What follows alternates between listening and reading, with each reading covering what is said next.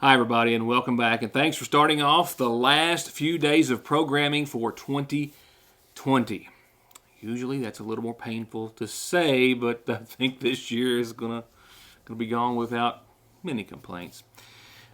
Also, of course, the weather not still as snowy as the backdrop will have you, but I thought it was a good decision to go ahead and use the snowfall that we saw, giving us our whitest Christmas in decades and our first white Christmas at all in, I still haven't figured out how many years.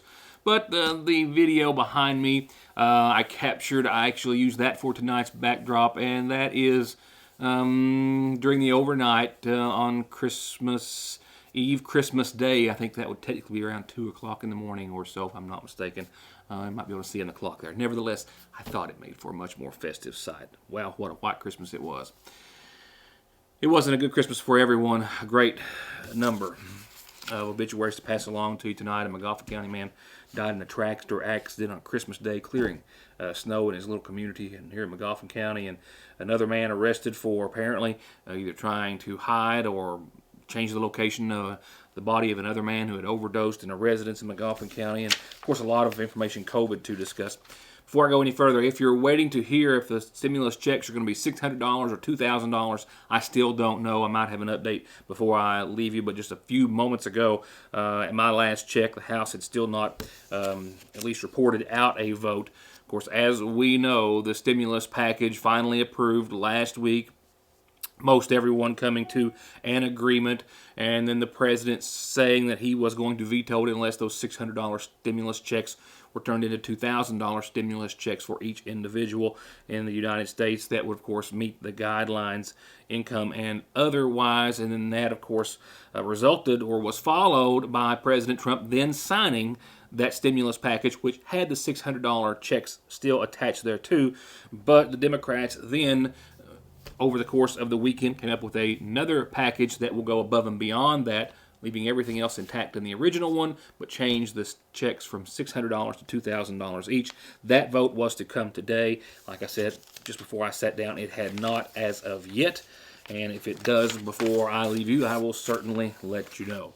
If you're wanting to know if we're going to be in for another major snowfall event this weekend of the new year, I really can't say for certain, but it is leaning more towards a wet event than a white one.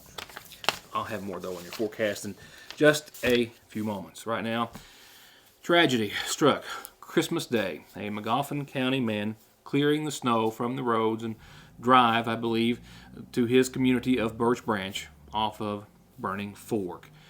The large four-wheel drive tractor overturned, however, after it slipped over a relatively small embankment, trapping the operator underneath. After the scene was cleared and the large piece of machinery was uprighted, this was what was left. A snowy Christmas day in which Dennis Conley, a resident of Birch Branch, was cleaning the roadway from all of the heavy, fresh fallen snow. When his large tractor got close to the edge of the roadway, some of the earth giving way and or the large piece of machinery sliding over an embankment, at which time Connolly was partially ejected from his tractor. There was no canopy or top or anything of that sort to protect him, and he was partially trapped underneath. He was discovered a short time later.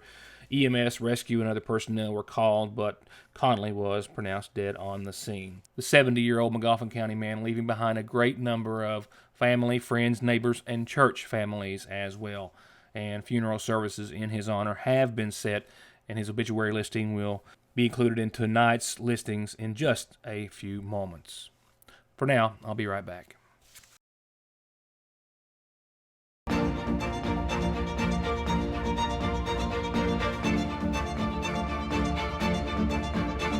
I'm Dr. Jason Zimmerman at Highlands ARH, the healthcare system of Appalachia. Go with All-Pro, and you'll always get a perfectly finished project backed by decades of experience and thousands of satisfied customers. Always with the best prices on everything from small to large remodels, bathrooms to kitchens to entire homes, or turnkey new construction on everything from garages, homes to retail space. And seamless gutters, too. And All Pro still offers 0% financing for up to 18 months and long-term low interest rates on those big projects. For an estimate, call this family-owned business today. Hello, this is Bob Hutchison. Sometimes bad things happen to good people who saw a pandemic coming and our economy being shut down. How can you restore your credit and turn things around without a dependable car or truck? You can't. That's why I'm here to give you a guarantee. At Hutch Chrysler Dodge Jeep Ram, we will get you approved. Call 606-257-9181 for guaranteed credit approval today.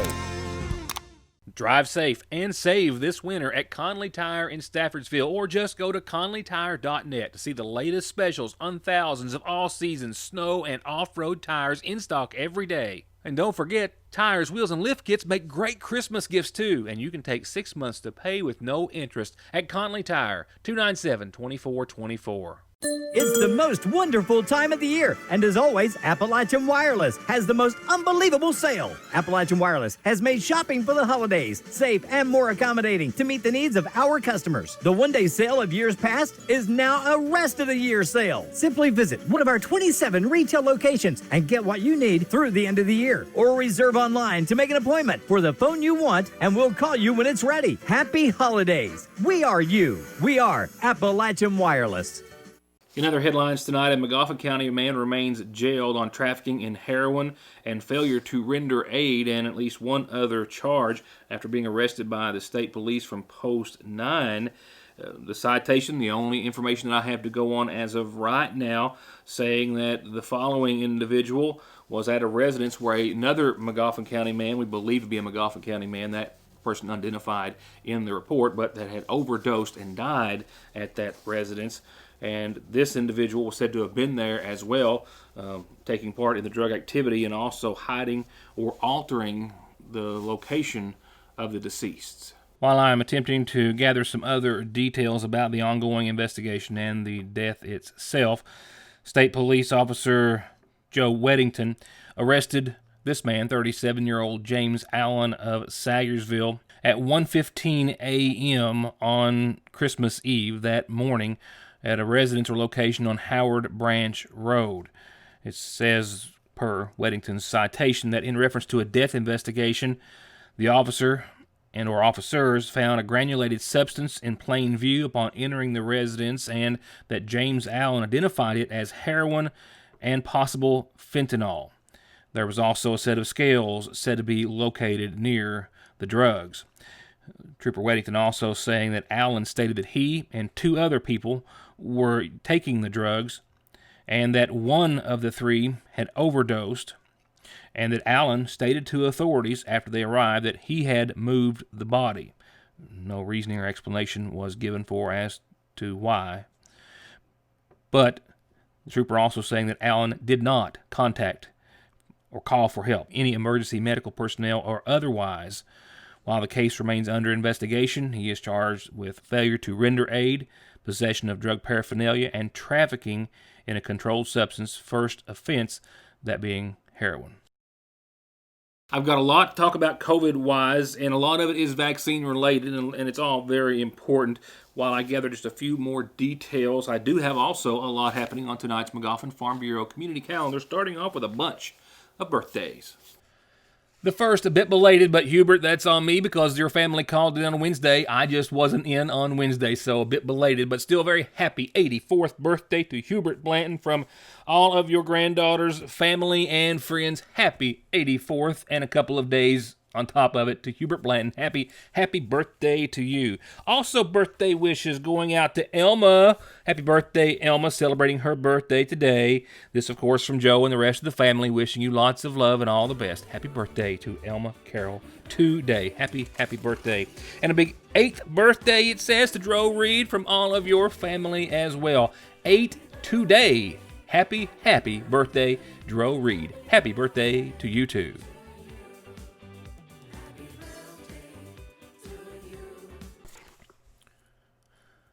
As for other announcements, a quick reminder, all these brought to you, of course, by McGoffin Farm Bureau.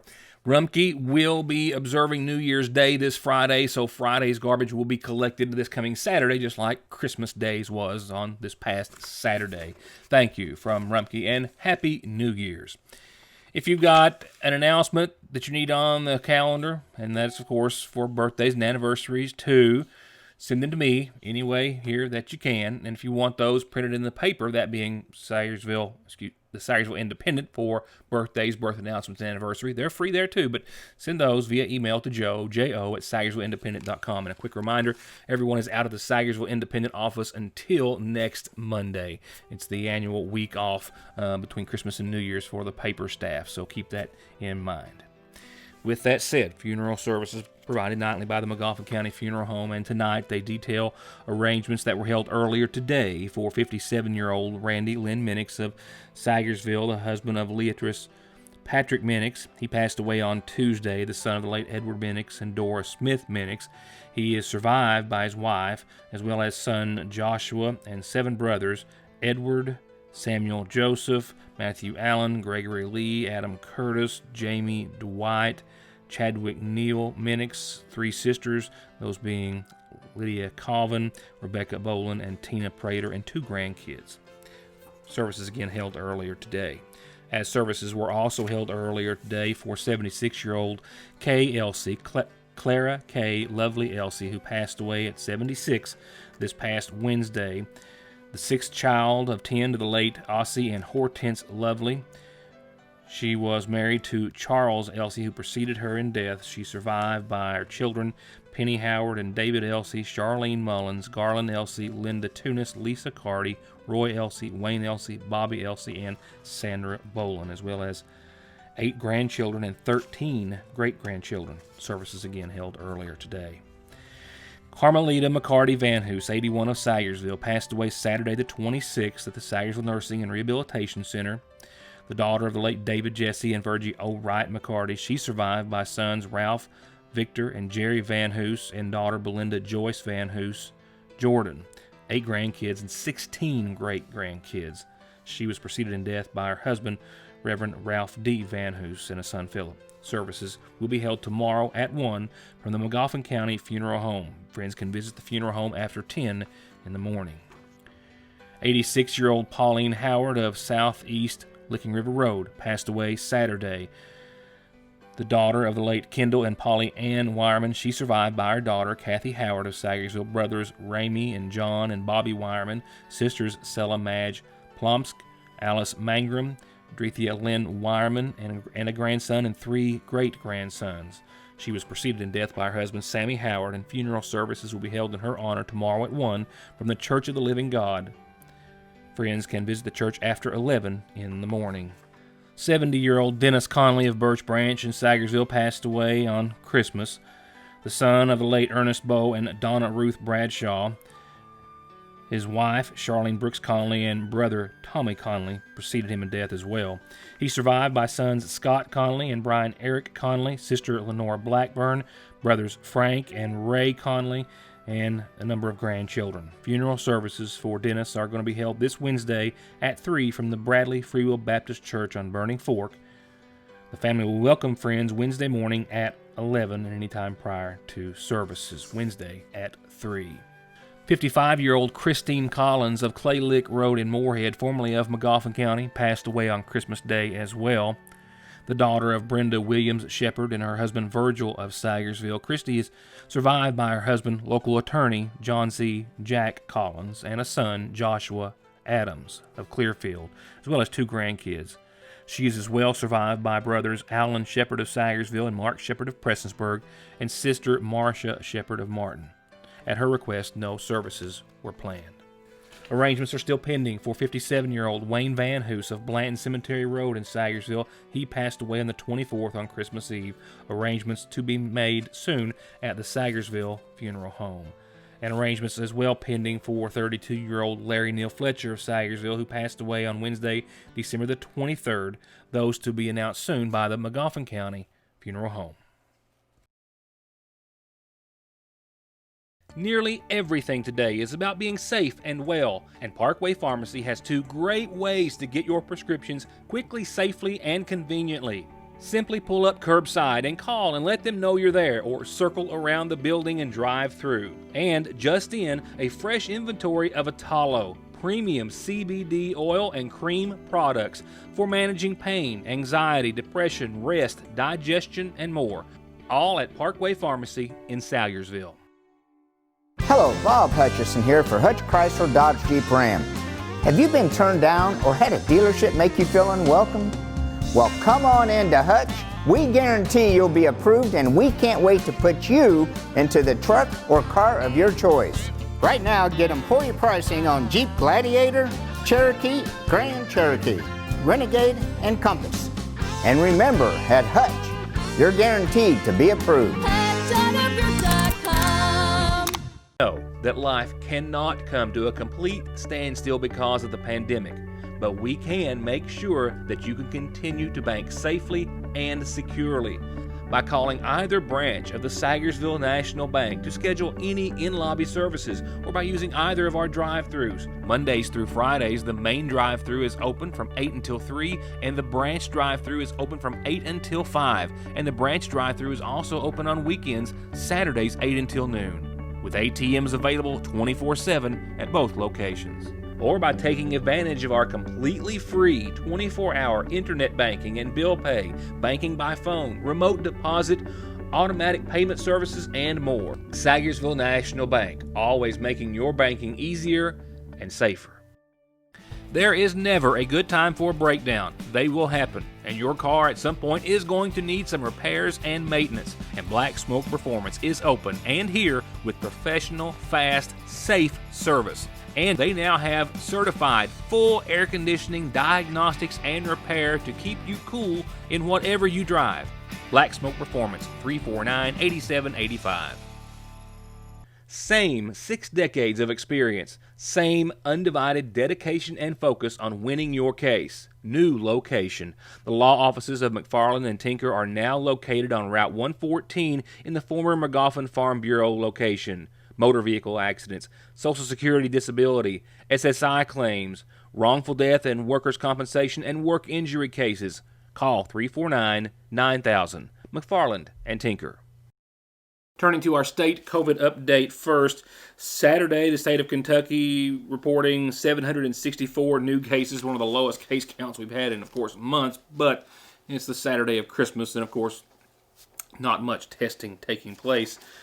4 deaths reported Saturday. If you back it up to Friday, there were 1,800 new cases reported in Kentucky, still a low number, but still related to the holidays. 11 deaths reported on Friday. If you go back to Thursday, Christmas Eve, 2,742 cases, but 53 deaths reported on Christmas Eve across Kentucky. Today, Governor Beshear, Dr. Stack, and other officials say that the sacrifices that we have made are still making a difference. They also said that in asking for patience and understanding during the vaccine rollout and process, saying that Walgreens and CVS, who are responsible for giving the vaccine to our long-term care centers, have distributed about 5,800 doses last week. In the area, I can tell you that Wolfe County, the nursing home there, received theirs last week. Mountain Meadow and Paintsville, as they announced last week, were able to vaccinate their residents and staff today. Salyersville Nursing and Rehabilitation Center still has not received their vaccines as of yet. Our public health director here in McGoffin County tells us why, or what he knows, and what the nursing home knows at this point in just a few moments. Also, today's numbers, again, turning to our daily COVID update, considered to be lower, but again, the Monday after Christmas, low testing, closures, the Nashville bombing actually having a lot to do with systems of reporting being down, also related to what was believed to be an artificially low number for daily COVID cases for today. We'll move into today's report. Again, Mondays are always lower. Today's may be lower than normal, most likely because of a combination between the long holiday weekend as well as potentially some communications being down based on the bombing in Nashville. So today we're reporting 1,455 new cases of COVID-19, 1455. We're also reporting 8 new deaths today. We currently have 1,552 Kentuckians hospitalized for COVID-19, 411 in the ICU, 217 fighting for their lives on a ventilator. Our positivity rate today is 7.97%. Looks like number of total tests, 3,385,971. New cases by county, Jefferson, 225, Kenton, 83, Warren, 51, Pulaski, 51, Boone and Boyle, 49, Fayette, 47, Marshall County, 40, Henderson, 39, Mercer, 39, Davis, 32, Campbell, 30. The rest can be found at kycovid19.ky.gov. As for deaths reported today, a total of 8. It was noted that 6 of those 8 were in or from nursing homes and long-term care centers from across Kentucky. The youngest, 41 years of age, a man from Jefferson County. Now for your local COVID update and the status on vaccines, which are still being distributed and given here in Magoffin County by the Magoffin County Health Department. A reminder from our public health director about who they are per state and federal guidelines able to give those vaccines to. Still working on the initial 200 that they had received, but those are nearly gone at this hour. Our public health director, Mayor Pete Shepard, also gives us an update as he just a few moments ago or earlier today spoke with the administrator at the Sayersville Nursing and Rehabilitation Center, which has still not received any vaccines for their residents and staff as of yet. But we do have a few details or possibilities as to why, says Shepard. After that initial day that I covered on Tuesday, what days have you been able to distribute and how successful has it been? I think it's going really well. Like you say, we had 21 doses vaccines we gave out the first day, and then today we give out an additional 31. We got most of Hope Medical, Frontier, most of the pharmacies, and some of our first responders today. And hopefully by tomorrow, we're hoping to pretty well knock all those out. We're going to try to give 40 tomorrow. It's just been seeing how many we can do and how it goes. And if people show up for their appointments on time, it's been working really well. Any word on, so that those numbers will put you close to your first 200 that you received. Any word on when you receive more? Hopefully next week. It's supposed to be every 2 weeks. We should get a shipment of doses, and we're hoping for 200 again next week. And if that's the case, we should really be able to start vaccinating a lot of the 70 and over, which is the next tier that we go into. And I'm hoping this week, once we get our first responders done, hopefully most of them tomorrow, that on Wednesday we'll be able to start giving some of those vaccines to the 70 and over age. How will those folks go about finding out if they're eligible, or getting in line, or how any idea how that process is going to be? The procedure is you call the health department and you give them your name, phone number, and if you have any pre-existing conditions such as heart problems or anything like that, and when we prioritize you to the health that you're in. We have one lady today that called that had a heart transplant, and she's going to be bumped to the top of the list. If you don't have any medical problems, then you'll be down lower on the list, but we will get to you, and just be patient, and we'll make sure everybody gets the vaccine, starting with the over 70 group. You mentioned the word patience. The governor and our health professionals or leaders today pleading for patience and understanding, as the process is just that. It's a process that takes time to distribute, certainly on a larger scale than what Magoffin County is even doing, but even for us. And I know that you have, as the state has as well, but I think we probably need to remind everyone about not how it's being distributed necessarily physically, but about who is responsible for giving it to who, because there still seems to be a lot of question about that. Who the health department's giving it to, why haven't our nursing homes, Sayersville still hasn't received theirs. You want to fill everybody in on all that? Yes. The health department has no responsibility, or it has nothing to do with the vaccines that comes to the nursing home. I know people are calling and say, why is the health department getting the vaccine for the for the nursing homes? If we got it, we would give it to them. I'd love to have got it and give it to them. But it's based on the federal guidelines, state guidelines, and it's through CVS Walgreens that they get their vaccines. I talked with the administrator at the nursing home today, and he said that hopefully by January 2nd, he had been notified that they should be called and they will be getting the vaccine for the nursing home at that time. And I hope that's the case. He said since they had such a large nursing home and the severity of the cases there, that they had been bumped down the list, I guess because most of the residents had already had the COVID virus there, and they put some of the others on a higher priority. So he said that hopefully by January 2nd they will be getting it, but it has nothing to do with the Montgomery County Health Department. We are for the rest of the population, but all long-term care facilities are through the state, Walgreens, and CVS. So we have no we have no jurisdiction over that part of it. And again, per state and federal guidelines, you are having to focus on who first right now? Medical professionals, first responders, and over 70. We have basically made most of the dent into the medical profession with Frontier, all their personnel, all Hope's personnel. Starrsville Medical, I think we'll finish them up. Their last one will come Wednesday. We've also started on the first responders. We've got, I think we had 3 or 4 of the ambulance drivers in today. We've got all the fire chiefs now vaccinated, and then we go down into their volunteer fire people. And once we get those done, we'll start on the 70 and over. Real quickly, last note on the vaccine. I don't want to say surprisingly, but whatever that word is, not everyone jumping at the chance to get the vaccine, and that's not just here, that's across the country. What kind of response are you starting to see that started to change from what you saw the first day or so, or prior to the vaccine? Not really.